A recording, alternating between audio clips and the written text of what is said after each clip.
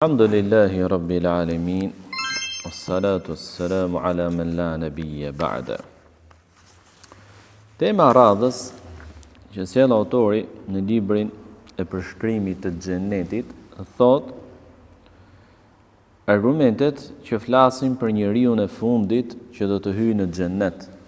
Cili është ky njeri, pra çfarë do të ndodhë me të? Si është mënyra e hyrjes së tij në xhenet?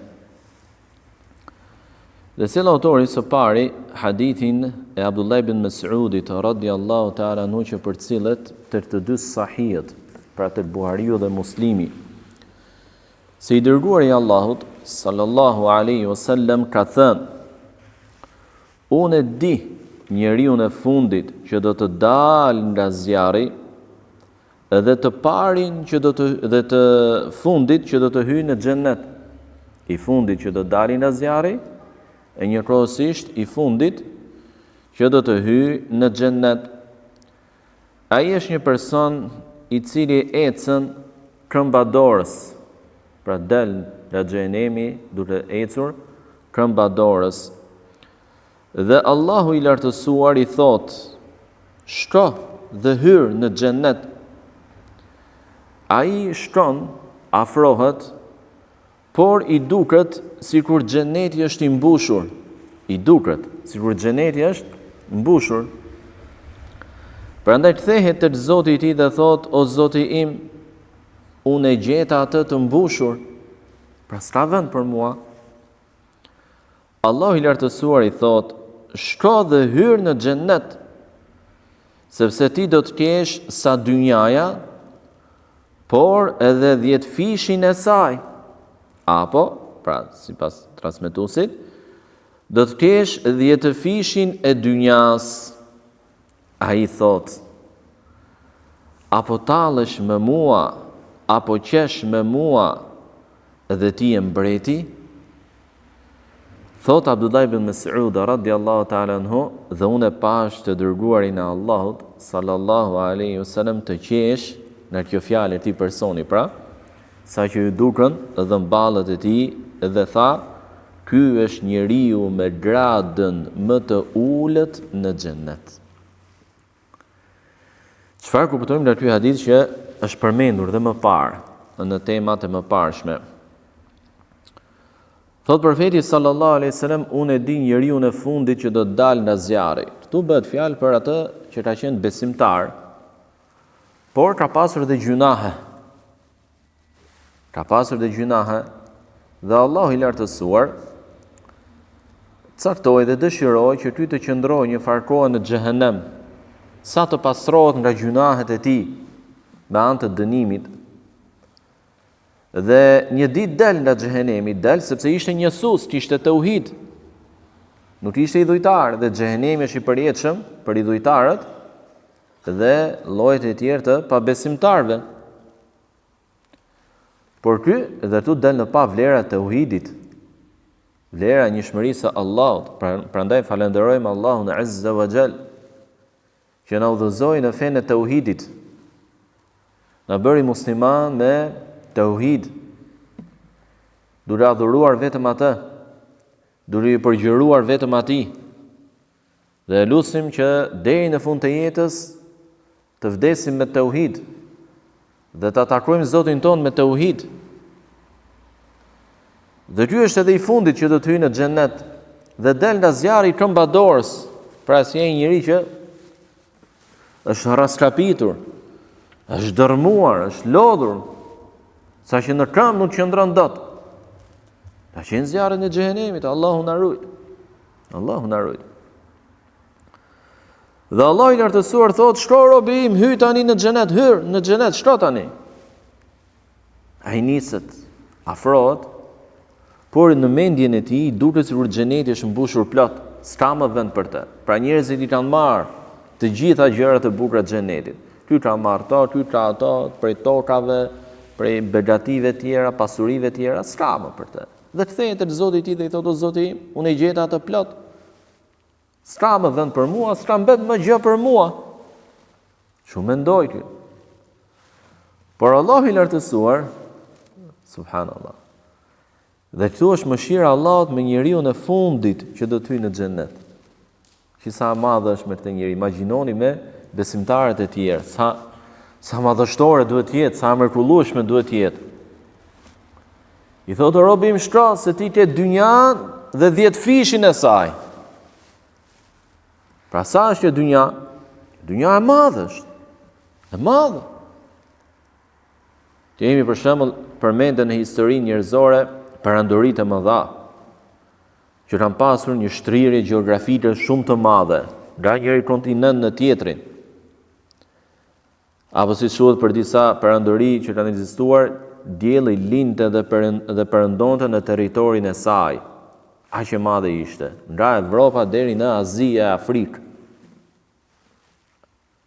Dhe kjo ishte një pjesë e dynjas. Dhe mbahet mend dhe përmendet si ndër perandoritë dhe mbretërit e asaj perandorie, ndër më të pasurit, më të fuqishmit. Dhe normalisht territori i madh ka pasuri më shumë. Kurse njeriu i fundit në xhenet do të ketë sa tërë dynjaja dhe 10 fishin e dynjas, pra 10 fish. Sa duhet jetë territori i tij? I madh. Shumë i madh. Dhe ky njeri nuk arrin do ta besoj që pasuri kaq e madhe për mua, që jam i fundit, që po hyj në xhenet, apo a do të jem unë këtë pasuri kaq të madhe, ndërkohë që unë mendova që xheneti është mbushur dhe s'ka më vend për mua? Por Allah subhanahu wa taala, prandaj thotë ty çuditë, Zoti im po tallesh me mua? Pra, apo bën tallje me mua dhe nuk është të kuptimi i keq. Sepse nuk ka më në atë botë kundërshtim ndaj Zotit. Apo sjellje jo korrekte me Zotin, nuk ka më. Tu njeriu, Allahu na ruaj, mund ta mohoj, mund ta ofendoj, mund ta luftoj Zotin, por në atë botë s'ka më. Dhe ti e mbreti, thot, dhe ti e mbreti, për nga çudia e madhe, thot, nga mallëngjimi i madh i mëshirës dhe shpërblimit të Allahut subhanahu wa taala. Gjithashtu sjell autori hadithin e Abu Dharrit radhiyallahu taala anhu dhe një tjetër hadith i saktë që përcjellet te Sahihu Imam Muslimit, se i dërguari i Allahut sallallahu alaihi wasallam ka thënë: unë e di njeriu e fundit që do të hyjë në xhennet dhe që është i fundit që do të dalë edhe nga zjarri. Ai është një person që sillet në ditën e Kiametit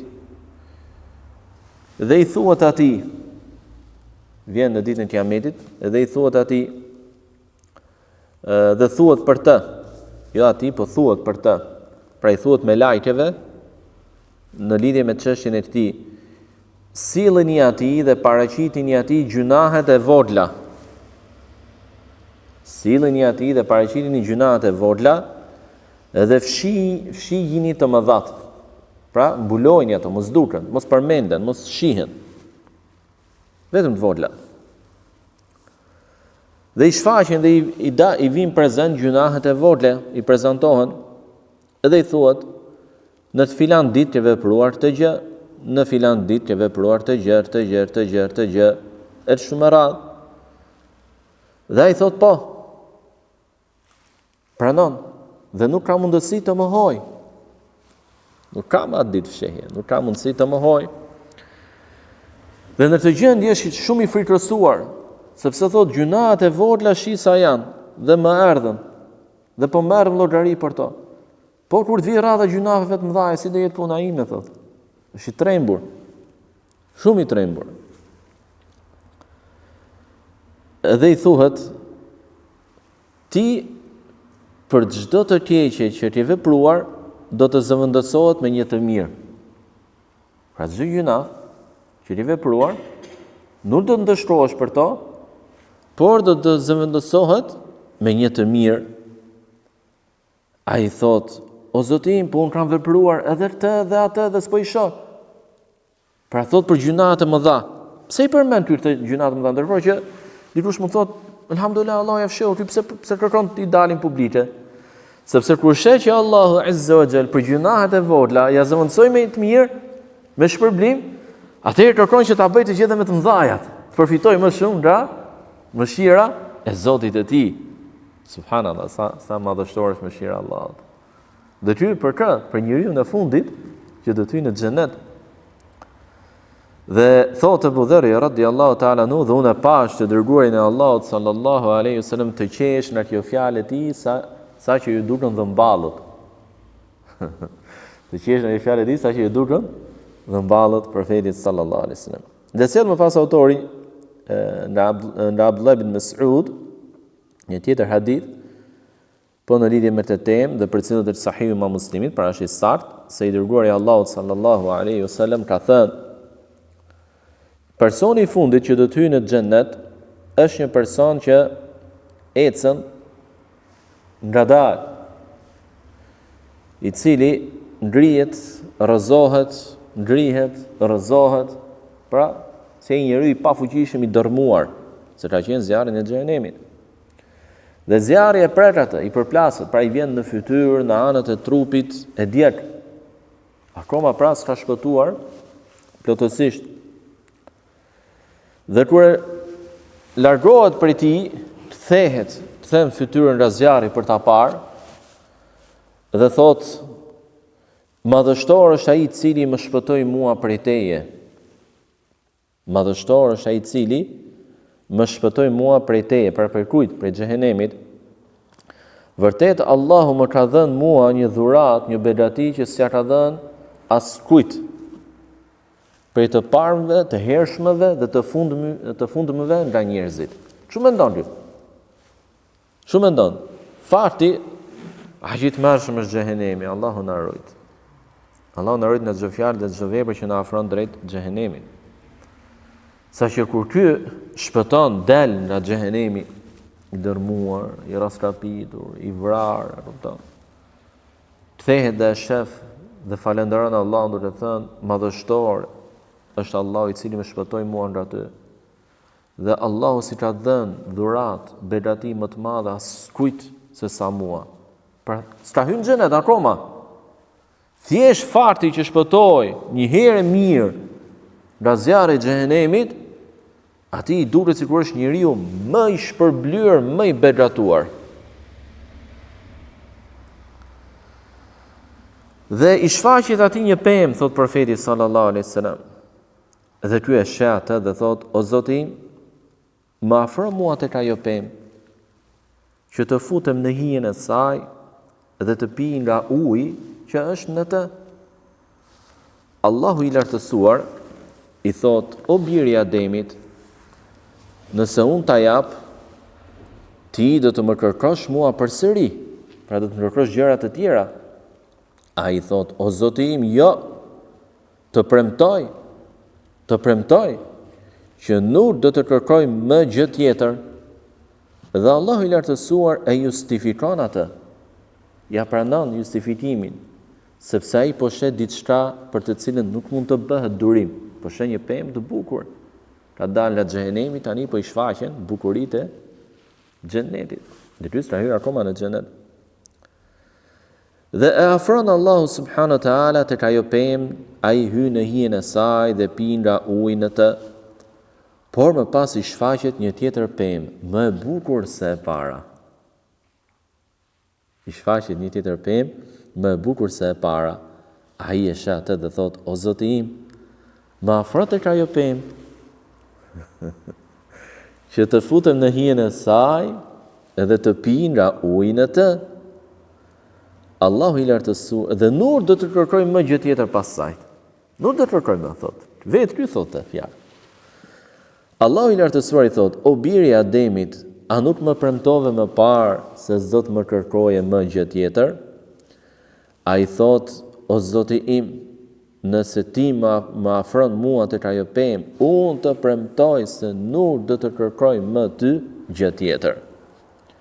Dhe Allahu i lartësuar ja pranon justifikimin, thot profeti alayhis salam, sepse ai po shet diçka për të cilën nuk mund të bëj dot durim.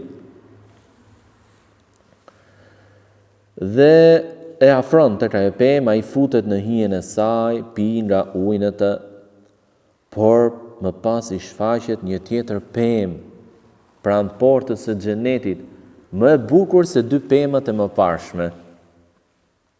Subhanallah, çfarë ndodhi ish bukur. Ai e sheh. Nuk duron dot nga bukuria e asaj peme. Më e bukur se dy të mëparshmet. Ai s'duroi për dy të parat, jo më për të që është më e bukur. Dhe thot, o Zoti im, ma afro mua tek ajo pemë, që të hyjë në hijen e saj dhe të pijë nga uji në të, dhe nuk do të kërkoj më ty gjë tjetër. Premtoj, Zot të kërkoj më gjë tjetër. Allahu i lartësuar i thot, o biri i Ademit, a nuk më premtove edhe më parë se s'do të më kërkoje më gjë tjetër? Ai thot, po Zoti im, po, por tani të premtoj se nuk do të kërkoj më gjë. Allahu i lartësuar, thot profeti alayhis salam, ja pranon justifikimin, sepse ai po shet diçka ndaj të cilës nuk mund të bëj dot durim. Prandaj ia afron tek ajo pemë dhe ai afrohet, dhe kur afrohet tek ajo pemë dëgjon zërat e banorëve të xhenetit. Zërat e tyre janë të gëzuar, të hareshëm, sepse janë duke përjetuar mrekullitë e xhenetit. Allah na bë prej të tillëve. I dëgjon ato dhe thot, o Zoti im, më fut mua në xhenet. Thot, o Zoti im, më fut mua në xhenet. Allahu i lartësuar, i gjithë mëshirshmi, i thot, o biri i Ademit, o biri i Ademit, i thot, e çfarë mund të pengroj ty nga kërkesa ime? Pra, nuk ka gjë, nuk mund të bësh dot durim, dhe nuk mund të rish dot pa më kërkuar mua.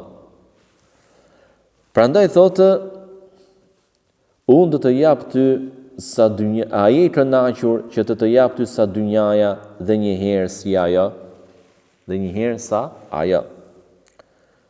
Ai thot, o Zoti im, apo tallesh me mua dhe ti je Zoti i botrave?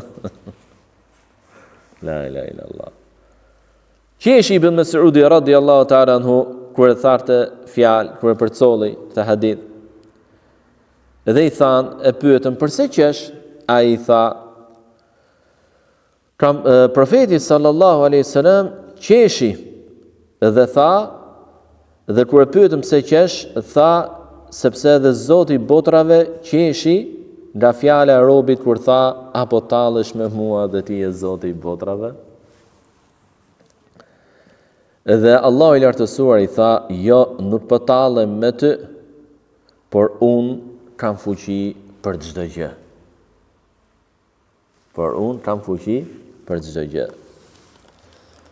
Pra, Allah subhanahu wa taala mund ta fusë të njëri direkt në xhenet, pa që nevoja që ta afronte gradualisht. Por e bënte në këtë mënyrë për të shfaqur dhe për të na treguar ne mëshirën e tij të madhe, shpërblimin e tij madhështor, bukurinë e xhenetit. Nuk mund të rezistosh dot pa ja kërkuar Zotit. Aq i bukur është. Dhe në një tjetër hadith profeti sallallahu alaihi wasallam ka thënë, njeriu me dënimin më të pakët në xhenet është një person që mban të veshura në allane, po, në xhehenem. Allahu shpërblej. Pra njeriu me dënimin më të pakët në zjarr është ai i cili mban të veshura në allane. Ti jeni parasysh në allanet? Pantofla. Prej të cilave vlojnë trut e tij nga nxehtësia e atyre pantoflave. Pra zjarri, këto janë pantofla prej zjarri. Janë pantofla prej zjarri, në allane prej zjarri. Digjen, këmbë, pjesa e poshtme e këmbëve të tij është zjarr, digjet. Si sot Allahu subhanahu wa taala, qutti'at lahum thiyabu min nar, u qepen atyre rroba nga zjarri. Banorëve të xhenemit, përveç se janë brenda në zjarr dhe i përpin flatë e zjarrit, po edhe rrobat që do i kenë nga zjarri. Edhe rrobat që do të veshin, do të jenë gjithë me trupin e tyre prej zjarrit. Allahu na ruaj, çfarë dënimi të mërshëm, Allahu na ruaj. Allahu na forcoft, na përqendroft të fe dhe na ruaj nga fitnia e dynjas. Mirë për ata që vdesin si pabesimtar, vallahi, mirë për ata. La ilaha illallah. Të njerëzit subhanallahu më të shkatruar. Thuhet se ky njeri është Ebu Talibi, xhaxhai i profetit alayhi salatu wassalam. Si vjen në një hadith ku profeti sallallahu alaihi wasallam ka thënë për të se ndoshta ati, pra shpresohet që t'i bëj dobi shefatim në ditën e Kiametit, duke pasur zjarr poshtë këmbëve të tij, në nxehtësia të cilit vlojnë trut e tij. Pra zjarri është poshtë këmbëve, nuk është deri në gjunjë, nuk është deri në brez, as deri në shpatulla. Jo, është pjesa poshtë këmbëve deri te kyçet. Por nxehtësia është aq e madhe sa që trut vlojnë brenda kafkës, vlojnë trut. Siç mund të vlojë një copë mishi në një enë me ujë. Allahu na ruaj. Dënimi të mërshëm. Dhe ky është përjetësisht. Por dietarët e tjerë thonë se ky lloj dënimi mund të jetë edhe për dikën tjetër që pati gjendjen e Ebu Talibit, pra që si ishte musliman, por dha kontributet mëdha për fenë. Ka qafirat e tillë, ka pas dhe ka që Islami nuk e pranojnë, por i respektojnë muslimanët, i ndihmojnë apo sakrifikojnë për muslimanët. Dhe thot profeti sallallahu alaihi wasallam, njeriu me pozitën më të ulët në xhenet është një person fytyrën të cilit Allahu e shman nga zjarri dhe e ktheu drejt xhenetit, dhe i paraqiti atij një pemë me hije, të cilën kur e pa, tha: "O Zoti im, më afro mua tek ajo pemë që të hyj në hijen e saj." Allahu i lartësuar i tha: "Ndoshta ti do të më kërkosh përsëri mua, do të më lutesh përsëri për diçka tjetër." Ai betohet dhe thot: "Betohem me madhështinë tënde se nuk do ta bëj këtë gjë." Dhe Allahu i lartësuar afron, dhe Allahu e di shumë mirë që e do kërkoj, e di të ardhmen. Dhe në këtë moment pastaj i paraqit atij një pemë tjetër në të cilën ka hije, por ka edhe fruta. Pra më e bukur se e para. Ai e sheh dhe thot: "O Zoti, më afro mua tek ajo pemë që të hyj në hijen e saj dhe të haj nga frutat e saj." Allahu i lartësuar i thot: "Ti ndoshta do të më kërkosh mua përsëri tjetër gjë." Ai betohet dhe thot: "Jo, o Zoti im, betohem me madhështinë tënde." Allahu e afron tek ajo pemë dhe pastaj i paraqit atij dhe i shfaq një tjetër pemë e cila ka hije, fruta, por edhe ujë, pra më e bukur se dy të parat. Ai e sheh dhe thot: "O Zoti im, më afro mua tek ajo pemë që të hyj në hijen e saj, të haj nga frutat e saj dhe të pi nga uji në të." Allahu i lartësuar i thot: "Ndoshta ti do të më kërkosh përsëri mua diçka tjetër përveç saj." Ai betohet dhe thot: "Jo, o Zoti im, betohem me madhështinë tënde se nuk do të kërkoj ty gjë tjetër pas saj." Allahu i lartësuar e afron atë tek ajo pemë dhe prej aty ai sheh xhenetin. Dhe thot: "O Zoti im, më afro mua tek porta e xhenetit. Më afro mua tek porta e xhenetit që të jem buzë e tij." Pra të jem buzë xhenetit, pranë xhenetit. Dhe të shoh banorët e tij në të. Allahu i lartësuar e afron dhe ai sheh banorët e xhenetit, bukuritë, mrekullitë që janë në të dhe mirësitë, kënaqësitë që po përjetojnë banorët e xhenetit, dhe thot: "O Zoti im, më futu edhe mua në xhenet." Dhe Allahu i lartësuar e fut atë në xhenet. Dhe ai kur hyn thot: "O Zoti im, kjo është për mua." Dhe Allahu i lartësuar i thot: "Dëshiro." Pra dëshiro dhe kërko. Çfarë dëshiron? Mendohu, dëshiroje, kërkoje dhe do ta jap. Ai fillon dhe dëshiron, përmend dëshirat e tij, të cilat i jepen.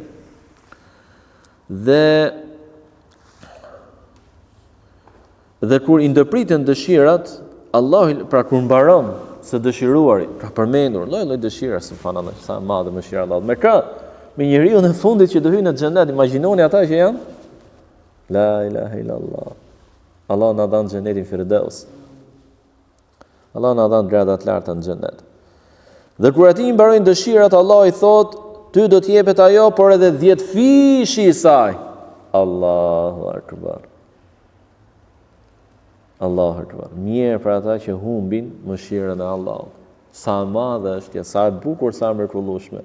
Mirë për ata që refuzuan mëshirën e Allahut dhe ndoqën iblisin dhe përfunduan në xhehenem me të.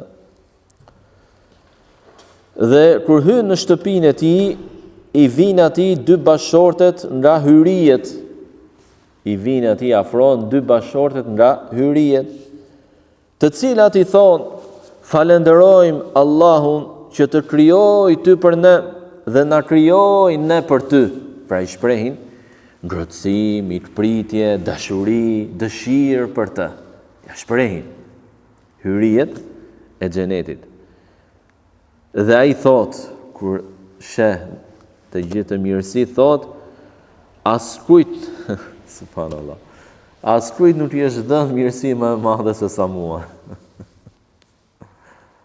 Ky është i fundit që do hyjë në xhenet. Thot, askujt nuk i është dhënë mirësi më e madhe se sa mua, s'ka thot si mu. Unë jam më i lumturi, më i begatuari. S'ka si mu. Imagjinoni çfarë përjetimi mund t'i ndodh, do t'i ndodh atyre që janë në gradat e larta në xhenet.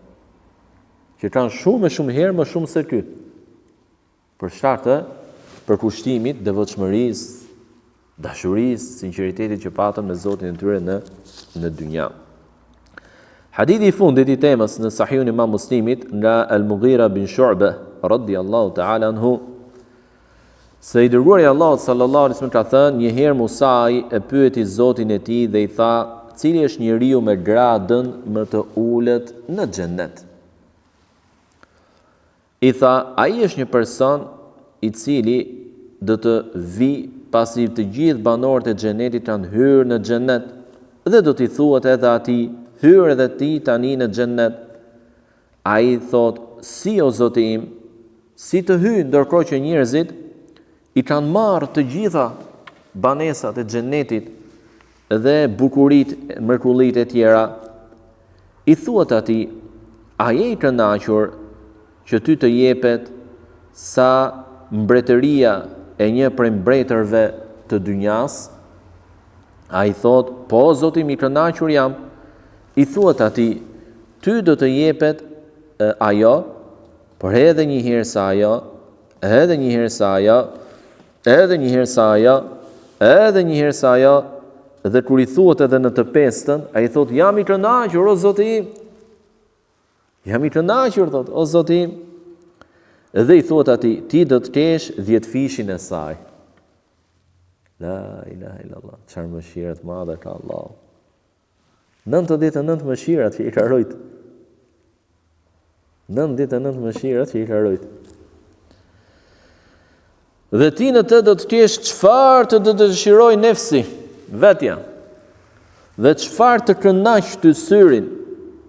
Ai thot përsëri, jam i kënaqur o Zoti im. Dhe më pas Musai e pyeti Zotin e tij dhe i tha, po ai me gradën më të lartë në xhenet, me gradën më të lartë në xhenet. I thot Allahu subhanahu wa ta'ala, i tili është ai mikpritjen, shpërblimin, e të cilit unë e përgatita me duart e mia dhe e vulosa atë.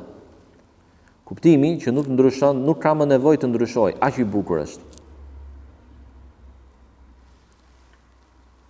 Shpërblimi i njeriut me gradën më të lartë në xhenet. Muhamedit alayhi salatu wassalam.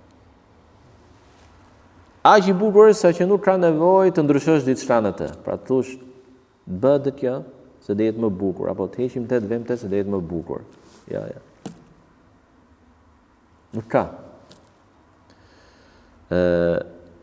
Dhe në të ka gjëra që syri si ka parë, veshi si ka dëgjuar dhe zemra si ka përjetuar apo imagjinuar më parë. Dhe kjo vërtetohet edhe në librin e Allahut Azza wa Jall kur thotë: "Fala ta'lamu nafsum ma ukhfiya lahum min qurrati a'yun." E nefsi njeriu nuk e di se çfarë kënaqësish janë fshehur për të, janë përgatitur për të. Elusim Allahun subhanahu wa taala na bëjë neve nga banorët e xhenetit dhe na japi neve prej gradave të larta në xhenet. Na bëjë neve për atyre që hyjnë në xhenet pa dhënë llogari dhe pa përjetuar më parë dënim. Na ruaj nga zjarri i xhehenemit dhe nga çdo fjalë, nga çdo vepër që na afron drejt tij. Wa subhanakallahumma bihamdik ashhadu an la ilaha illa anta astaghfiruka wa atubu ilaik.